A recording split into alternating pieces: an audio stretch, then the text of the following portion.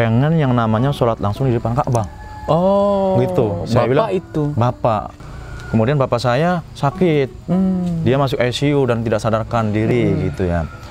Akhirnya sampai wafatnya, saya pengen mencurhatkan sesuatu emosi yang ada di diri saya. Saya adalah orang yang tersesat di jalan yang benar. Makanya saya kalau menulis tuh waktunya itu memang harus benar-benar cocok banget, match banget dengan mood saya gitu. Teman-teman komunitas dari manapun bisa menyalurkan kreativitas dan bakatnya di sini gitu. Alhamdulillah difilmkan novel saya ini, difilmkan oleh Mas Hanung ya dengan MD gitu. Awal memang tantangan kita penulis kan kadang-kadang harus kita bangun adalah optimisme. Anda pertama kali dibayar itu kapan?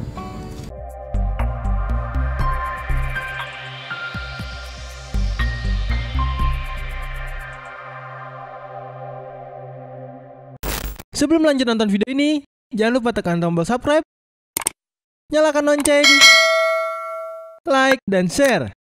Selamat menonton! Assalamualaikum warahmatullahi wabarakatuh. Senang sekali saya Syakib Mahmud bisa kembali di edisi Redaksi Bertanya kali ini. Episode kali ini saya mendatangi seorang novelis, penulis novel. Ada banyak yang nama selalu disandingkan dengan namanya. Kita langsung saja menemui orangnya. Ini Mas Ali. Kalau sering dipanggil sih memang Mas Ali ya. Mas Ali. Tapi ya. kalau di kalangan pesantren biasanya Kang Salamun gitu. Kang Salamun. Oh gitu. Anda lebih dikenal sebagai Astrada, novelis, atau apa ini Mas? Yang lebih ininya? Memang kalau seperti umumnya ya gitu. Saya biasa nulis novel gitu, novelis gitu. Hanya saja kemudian novel saya ada beberapa yang diadaptasi ke layar lebar gitu. Ada juga yang ke stasiun televisi gitu, sehingga mungkin jiwa saya penulis novel juga tidak bisa dipisahkan dengan dunia entertain itu sendiri atau sineas itu sendiri gitu. Iya. Terus gini Mas. Sebenarnya ini supaya teman-teman yang melihat ini nanti termotivasi gitu loh untuk bagaimana sebenarnya ada banyak cara gitu loh. Yakinlah Mas Ali banyak trik bagaimana sebenarnya menulis yang baik gitu loh Mas. Awalnya memang bercita-cita jadi penulis atau ada yang lain? Nggak kepikiran sih jadi penulis ya. Jadi kesasar. Ya, saya selalu katakan itu bahwa saya memang selain penulis kemudian mengenal dunia entertain ya, dunia sinematografi gitu, bisa dikatakan selalu saya katakan kepada teman-teman itu, saya adalah orang yang tersesat di jalan yang benar. Oh, tersesat di jalan yang benar. Tersesat di jalan yang benar. Jadi sebuah profesi atau sebuah hobi saya yang tidak pernah saya pikirkan sejak dulu, kemudian alhamdulillah saya bisa tekuni gitu. Karena memang dari kecil saya diajarkan oleh orang tua gitu ya. Karena kebetulan saya itu diajarkan mandiri gitu. Jadi memang dulu waktu kecil tuh saya sempat pengen jadi pengusaha gitu. Karena memang dulu kecil itu saya hobinya jualan. Jualan gitu, jualan di sekolah juga jualan. Jadi memang kayaknya enak jadi pengusaha nih gitu. Tapi akhirnya Allah menitikan jalan ke dunia saya yang lain mungkin, ya saya selalu syukurin gitu. Pertama kali gitu ya, nulis gitu loh, apa yang waktu itu nulis apa sih? Kalau pertama memang saya sering nulis dulu waktu di pesantren ya, di pesantren waktu saya pertama kali menjadi redaksi gitu. Saya memang nulis biasanya tuh opini gitu. Opini. Kemudian kalau dulu kita di pesantren kan ada istilahnya mading ya, majalah dinding gitu. Saya tulis beberapa opini, kemudian saya tertarik juga menekuni misalkan puisi waktu itu, menekuni juga cerita-cerita pendek, cerpen gitu. Dan pada akhirnya saya setelah sekian perjalanan dalam proses belajar menulis itu, akhirnya saya coba menulis novel gitu. Nah, menulis novel itu bagi saya adalah sesuatu yang menarik karena memang sumbernya itu menurut saya banyak gitu Pak. Sumbernya banyak gitu. Anda senang baca nggak sih? Alhamdulillah senang. Jadi makanya suka nulis. Dulu sekali itu novel apa sih sebenarnya yang Anda baca kemudian membuat Anda terinspirasi gitu loh Mas? Saya dulu sebenarnya sering baca misalnya novel-novel kayak Buya Hamka misalkan. Wow, berat. Jadi Tenggelamnya Kapal Van der Wijk gitu. Kemudian itu kelas berapa itu? Waktu kira-kira kalau di pesantren itu ya kira-kira kelas sekarangnya itu baru masuk SMA lah gitu. Baru masuk SMA, SMP lah berarti ya? Ya SMP terus baru masuk lah gitu. Kemudian aktif di organisasi dan saya suka baca waktu itu. Bacanya tenggelam Pantarwik? Pantarwik, ada juga Ahmad Munif. Waktu itu kan karena populer di pesantren saya itu sering mendatangkan beberapa novelis gitu. Novelis-novelis seperti Ahmad Munif gitu. Semoga saya pengen jadi seperti mereka gitu. Ketika menjadi audien atau menjadi santri waktu itu ya. Dan keinginan itu terus saya gali gitu. Akhirnya Allah menentukan jalan dengan sendirinya. Jadi novel yang pertama kali menginspirasi Anda adalah terus terang saya Buya Hamka, Tenggelam di Kapal Pantarwik itu. Yang bikin sukanya apa di situ? Kalau saya lebih menyukai novel ini ya, konfliknya atau bahasanya? Dalam banget dramanya ya. Satu dramanya dalam, kedua kan di situ ada unsur semacam sebuah love story yang menceritakan yang dibungkus dengan persoalan tradisi. Tradisi budaya yang ada di Minang waktu itu ya, kalau nggak salah ya. Jadi bagi saya ini sesuatu yang menarik, walaupun saya mungkin asli orang Jawa gitu. Disitulah saya tertantang, saya pengen nulis nih, pengen sebenarnya menulis seperti Buya Hamka yang novel itu dibungkus dengan tradisi dan budaya, tapi mungkin pengetahuan saya kurang begitu dalam seperti Buya Hamka. Jadi saya mungkin nulis yang sesuatu yang ya dasar-dasar lah, novel-novel yang tidak terlalu membutuhkan riset yang panjang menurut saya. Dan novel yang pertama yang apa, bukan novel lah, apa ya, sesuatu cerita atau apa yang pertama kali Anda bukukan itu apa? Saya novel pertama terus terang adalah Pesantren 1000 Bulan ya, saya tulis. Pesantren 1000 Bulan. Kemudian novelnya saya cari tadi belum ketemu, mohon maaf, jadi ketumpuk karena novel pertama banget gitu, novel lama gitu. Nah itu saya tulis sebenarnya karena refleksi daripada kehidupan saya dan teman-teman di pesantren waktu itu. Itu Anda menulis memang menulis niat menulis atau kumpulan-kumpulan dari yang... Awalnya saya memang mengumpulkan aja gitu. Mengumpulkan saja. Jadi saya setiap melihat sesuatu peristiwa yang menarik waktu itu di pesantren, saya tulis. Jadi misalkan hari ini saya nemukan teman saya dihukum misalnya di pesantren, berdiri di depan masjid sampai baca Quran gitu ya, kakinya berdiri satu. Itu saya tulis, menarik menurut saya. Kemudian saya jadikan waktu itu satu bab gitu. Kemudian ceritanya saya gali lagi. Saya sandingkan juga referensi-referensi keislaman, misalkan ada hadisnya, ada Al-Qur'annya gitu. Selalu saya sampaikan itu di novel pertama saya gitu. Lantas ada tantangan nggak Mas? Biasanya kan seorang ingin jadi penulis itu kan penulis kan nggak begitu kayak misalkan jadi pengusaha tadi, jadi dokter misalkan, kan kalau anak-anak kecil kan selalu gitu, jadi presiden misalkan gitu. Kok Anda jadi penulis? Bagi saya sebenarnya penulis itu berawal daripada saya ingin mencurhatkan sesuatu emosi yang ada di diri saya gitu. Anda sebenarnya orangnya pendiam atau ini Mas? Saya bisa dikatakan pendiam bisa, aktif juga bisa. Jadi saya bingung itu. Biasanya kan kalau penulis kan banyaknya karena dia menulis, nggak terlalu ini. Terus terang kalau saya di lapangan memang saya aktif di organisasi gitu. Tetapi dalam hal-hal istilah profesi menulis saya ini atau dalam hal-hal saya ada waktu menulis ini, saya memang harus bisa merenung. Makanya saya kalau menulis tuh waktunya itu memang harus benar-benar cocok banget, match banget dengan mood saya gitu. Nggak bisa saya nulis ketika dalam suasana misalkan rame. Oh gitu. Atau suasana misalkan di rumah banyak orang warawiri gitu. Saya nggak bisa, saya tinggalkan. Tapi saya milih nulis misalkan sesuatu yang waktu yang sepi misalkan. Di tempat yang tentram seperti ini misalkan. Itu hobi saya nulis gitu. Ya, teman-teman bahwa setting saat ini kita berada di studionya Mas Ali. Ini studio, betul? Akan dijadikan studio? Ya, insya Allah ke depan kita jadikan studio, semacam studio alam lah ya. Nanti dengan harapan teman-teman komunitas dari manapun bisa menyalurkan kreativitas dan bakatnya di sini gitu. Dan ini juga jadi semacam istilahnya tempat menggali potensi. Oke, gitu. Mas Ali, Anda pertama kali dibayar itu kapan? Saya inget banget dulu waktu nulis mau dapat honor. Atau jangan-jangan amplopnya masih ada sekarang?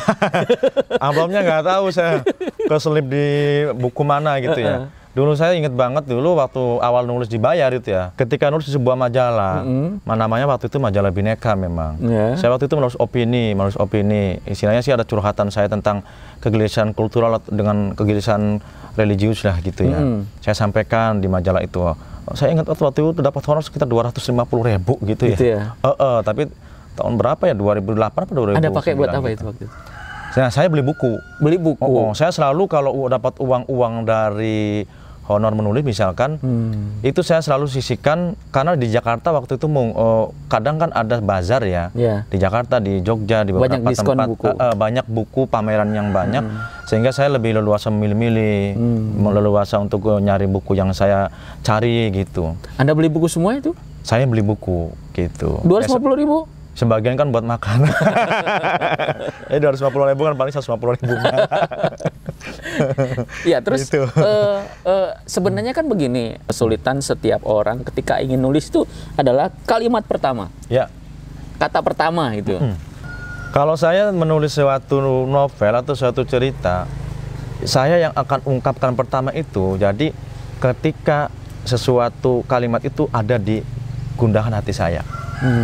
Jadi misalkan saya guna dengan kicauan burung misalkan, maka saya harus tulis kicauan burung itu mengganggu atau kicauan burung itu begitu indah. Itu yang saya akan tulis gitu. Jadi nggak terpotok kalau Enggak. saya dulu selalu pada suatu hari. Oh, enggak. Itu kalimat awalnya selalu begitu. Kalau saya selalu apa istilahnya, yang saya temukan kemudian saya mood ya gitu. Ada kucing misalkan berantem juga ngeyong, akhirnya saya tuangkan. Kucing itu mengganggu suasana Dika misalnya gitu. Sehingga ini tiba-tiba setelah itu datanglah Nita. Seperti itulah kira kita bangun moodnya gitu. Jadi nggak baku banget pada suatu hari kemudian nggak, itu nanti akan kalimat-kalimat selanjutnya saya kira kalau saya. Biasanya sebenarnya ada berapa buku yang sudah? Saya novel tuh alhamdulillah sampai saat ini sudah 10 novel ya. 10 novel. Sudah 10 novel. Terakhir mungkin yang ini ya, saya Mekayem Kami ini kan kebetulan tahun kemarin alhamdulillah difilmkan novel saya ini. Difilmkan oleh Mas Hanung ya dengan MD gitu. Jadi alhamdulillah ini novel yang bagi saya spesial lah. Spesial itu artinya goal pertama memang saya menuju layar lebar gitu. Adalah novel ini gitu. Dan novel ini juga istilahnya saya tulis ini kalau nggak salah sekitar 20 hari ya. 20 hari? 20 hari saya tulis ini. 20 hari. Yang lain-lainnya mungkin sebulan. Ini sebenarnya isinya itu pengalaman atau apa satu yang imajiner? Saya selalu tulis misalkan di novel itu ada yang misalkan based on the story itu pasti sesuatu yang saya lihat dan dirasakan, yang saya rasakan, karena bagi saya kan referensi utama dalam menulis itu, apalagi novel itu bagi saya adalah satu misalkan kita penglihatan kita, kedua adalah pendengaran kita, dan ketiga adalah perasaan kita. Ya, saya selalu menggunakan metode ini gitu. Jadi ketika saya mendengar sebuah kisah atau sebuah peristiwa dari orang lain, maka itulah referensi bagi saya. Kedua, ketika saya mengalami gitu di keluarga, misalnya saya sendiri, itulah referensi juga. Nah, yang terakhir mungkin ketika saya lihat langsung, oh ini ada peristiwa gitu. Akhirnya saya, peristiwa yang mungkin selama ini orang belum istilahnya mengangkat lah ke dalam sebuah visual, dan itu hanya diberitakan mungkin ya. Akhirnya saya terinspirasi, udah kita angkat dengan komposisi-komposisi yang kemudian kita terasa sineas banget gitu. Sineas banget cerita ini. Kita kasih drama, kita kasih komedi, kita kasih love story. Sehingga novel ini sebenarnya yang awalnya cerita yang serius gitu ya, persoalan yang serius, sehingga renyah dibacanya gitu bagi saya. Ada komedinya, dari ada, angle yang berbeda. Ya betul, ada dramanya gitu. Kalau dilihat dari ini sendiri, novelnya sendiri, di sini kan ada saya lihat di sini ada komennya Mas Hanung, sutradaranya. Lucu sekali, sekaligus tragis. Kejadian novel ini bisa terjadi kepada siapapun, gitu loh. Maksudnya bahwa Anda memang satir ya, melihat sesuatu itu dari sudut yang berbeda dari yang lain. Nah, kemudian ketika ini dijadikan buku gitu loh. Biasanya kan orang kan setelah menulis itu bertumpuk saja begitu, Mas. Nggak tahu harus kemana. Anda sendiri waktu itu berawal dari mengirim ke media, kemudian sampai kemudian terbersit bikin novel, membukukan, itu gimana? Kalau awal memang tantangan kita penulis kan kadang-kadang harus kita bangun adalah optimisme. Kalau saya awal menulis memang tujuan awal memang tidak ingin istilahnya ya, target kita adalah dicetak kemudian dikenal oleh publik, enggak, bahwa saya harus berkarya karena karya itu yang kemudian akan dikenang oleh orang. Kalau istilahnya dalam bahasa lain itu, kalau kita ingin mengenal dunia, maka kita membacalah. Tapi kalau kita ingin dikenal dunia, maka kita menulislah. Jadi ungkapan ini yang menurut saya menarik gitu bagi generasi yang pemirsa mungkin yang menonton ya. Jadi kalau kita ingin mengenal dunia, ya kita harus membaca. Tapi kalau kita ingin dikenal dunia, maka kita harus menulis. Betul. Kalimat inilah yang kemudian jadi inspirasi saya, mau novel saya diterima atau tidak waktu itu, saya akan menulis gitu. Beberapa kali memang saya kirimkan ke penerbit, itu ada juga yang menolak awal-awal, kalau tidak tidak langsung jadi, dan langsung tidak sesuai unsur ini bla bla bla bla, nggak jadi masalah bagi saya. Saya ada cara lain kemudian. Berarti Mekah I'm Coming ini yang keberapa? Yang ke-10. Yang ke-10. Dan ini dicetak oleh Republika, alhamdulillah. Alhamdulillah. Dan ini yang sangat fenomenal. Ya. Berapa kali cetakan saya lihat di sini? Ini kan karena cetakan baru saya, ini cetakan baru ya. Cetakan baru sih kemarin. Kalau nggak salah sih sudah mau cetakan kedua kayak novel ini. Iya. Istilahnya novel ini itu setelah terbit setelah novel inilah. Jadi di penerbit yang saya kira yang baru saya rasakan bahwa ini penerbit yang profesional gitu ya, profesional dan bonafide dan ada di Gramedia gitu. Itu kan kebanggaan saya waktu itu. Jadi saudara-saudara saya itu kalau main ke toko buku Gramedia itu selalu foto gitu. Ada karya saya gitu. Dan novel ini pertama yang ini saya Satu Rahim, Satu Cinta. Ini juga alhamdulillah dapat endorse dari Pak Chan ya. Produser jadi Star Vision gitu. Dan banyak sih yang mendukung. Akhirnya saya mengembangkan tulisan-tulisan berupa novel gitu. Karena memang setelah saya mengenal dunia entertain, sinema terutama perfilman gitu, akhirnya saya semakin semangat ya terus terang membuat cerita gitu. Kemudian memberikan masukan kepada teman-teman gitu. Ini kalau yang saya lihat dari semua novel-novel Anda ini, semuanya dekat sekali dengan kehidupan. Dengan Islam. Oh iya. Karena di sini ada yang Mekah saja ada berapa biji gitu. Ada berapa ini Mekah. Alhamdulillah Mekah. Bismillah aku rindu Mekah. Kemudian ya tadi ini kemudian Mekah I'm Coming. Gitu. Kenapa selalu kayaknya Mekah jadi ini banget? Karena gini, sebenarnya kenapa saya menulis beberapa novel Mekah, misalkan ini juga tentang Mekah dan ini juga alhamdulillah. Haji Beken juga kan itu kan Haji tentang Beken Mekah. tentang Mekah juga dan ini juga alhamdulillah Mekah. Ini juga sebenarnya juga ini tentang Mekah juga ya. Memang berawal dari saya keinginan yang sangat besar saya waktu itu. Saya pengen banget waktu itu menghajikan orang tua saya, bapak saya waktu itu ya. Saya pengen banget menghajikan orang tua saya, bapak saya gitu. Akhirnya saya ketika sudah diberi kesempatan oleh Allah, ada rezeki, kemudian bekerja, saya berusaha pengen mengumpulkan waktu itu, pengen mengumpulkan untuk menghajikan orang tua saya, terutama bapak saya yang pengen banget. Karena saya ingat banget sebelum saya ke Jakarta gitu ya, sebelum saya ke Jakarta waktu itu saya pulang kampung, bapak saya tuh manggil gitu. Bapak tuh keinginannya nggak muluk-muluk loh, nggak pengen kamu suatu saat bikinin rumah yang bagus, bikinin mau ngasih mobil, enggak katanya. Cuma satu keinginannya seumur hidup itu, pengen yang namanya sholat langsung di depan Ka'bah. Oh, gitu. Saya bilang itu bapak almarhum gitu.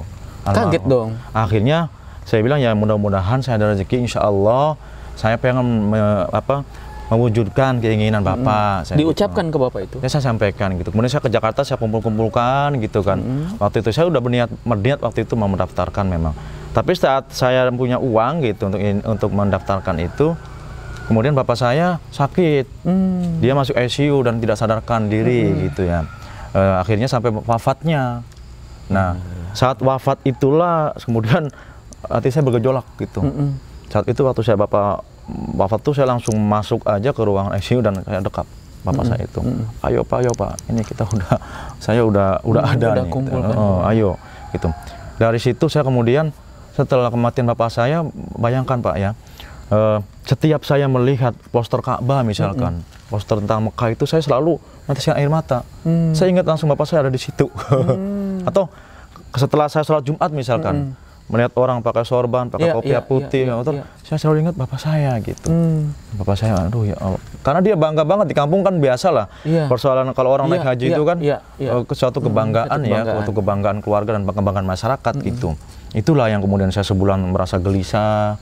Nah, akhirnya saya tuangkanlah kegelisahan saya ini dengan tulisan gitu. Makanya saya kalau terkait dengan Mekah ini juga apa ya, emosi saya itu selalu terbangun gitu. Pengen banget mengekspor terus tulisan-tulisan tentang Mekah, tentang. Tapi terlaksana nggak hajinya? Ya keburu wafat. Enggak, kan sama ibu juga.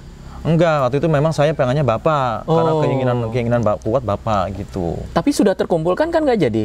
Ya, itu sebenarnya ceritanya panjang ya. Setelah uang terkumpul saya merasa frustasi. Sehingga uang itu kemudian saya pakai untuk hal lain.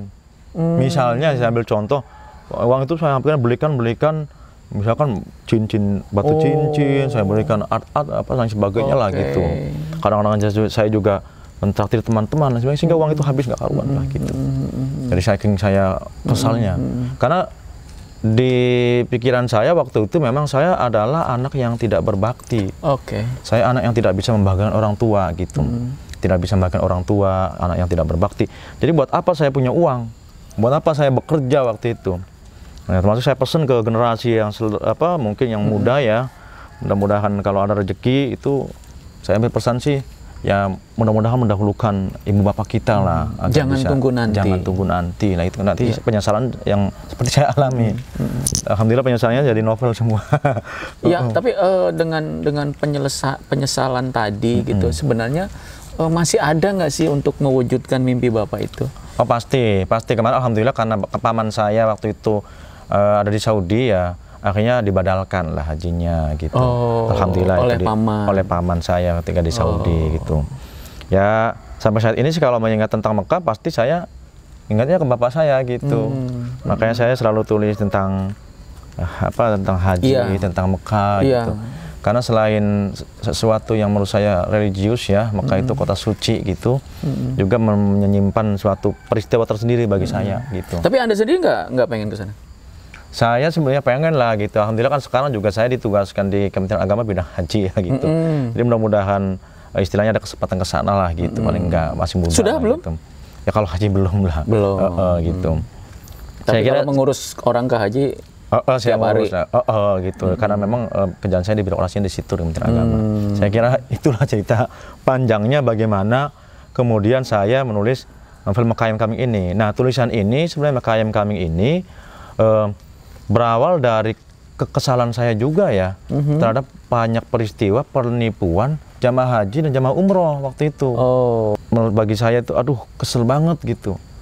Ada saya baca cerita orang yang udah ngumpulkan bertahun-tahun, misalkan orang jualan orang nenek tua gitu hasil jualan misalkan kue, ada tukang beca, sampai ketipu. Kesel lah perasaan saya tuh, aduh kesel banget nih orang-orang yang istilahnya travel-travel nggak bertanggung jawab ini. Makanya saya tulislah pelan-pelan melalui Mekayem Kaming. Saya bumbuin dengan dramanya, dengan love story-nya. Sebenarnya sih novel ini kan campuran ya. Dari sisi saya membaca situasi, kemudian perasaan saya juga kita sandingkan dengan tradisi di masyarakat. Saya cantumkan di Mekayem Kaming ini. Tradisi di masyarakat kita adalah haji itu sesuatu yang sakral. Makanya saya gambarkan sini seorang Edi Ar-Rasyid ini, seorang anak muda yang pengen ngelamar seorang si Penny ya. Si Penny itu anaknya orang yang mampu lah gitu ya. Tapi nggak bisa yakinin bapaknya Penny, apa yang kira-kira bisa meyakinkannya gitu. Akhirnya dengan cara dia mencoba meyakinkan untuk saya bisa naik haji gitu. Nah, sebenarnya tokoh tadi itu memang ada gitu dalam kenyataan atau memang tokoh Edi sebenarnya sih sebagian memang saya sendiri alami gitu ya. Tapi sebagian saya bungkus dengan drama dan love story gitu. Tapi memang tingkahnya bahasa kitanya tuh seletengan seletengan tuh kayak gesat-gesitnya gitu lah, isengnya gitu, gokilnya itu yang saya banget gitu. Saya banget. Nakalnya gitu, yang suka ngerjain orang, tapi baik sebenarnya. Kemudian lawannya siapa tadi? Michelle Judith tuh si Penny. Penny itu si Penny. Ada juga? Ada juga si Penny juga. Tapi kalau Penny sih kita improv aja. Kita improv gitu. Enggak, maksudnya dalam realita ada. Saya temukan dalam realita ada. Inspirasinya kan dari si A misalnya. Ya betul, gitu. Ada dalam realita saya banyak temukan gitu seperti itu. Iya. Oke. setelah ini saya akan gali terus, terutama bagaimana sebenarnya merangkai cerita sehingga itu menjadi menarik. Dan Anda semua bukan tidak mungkin bisa berkesempatan untuk membuat novel selanjutnya. Saat lagi.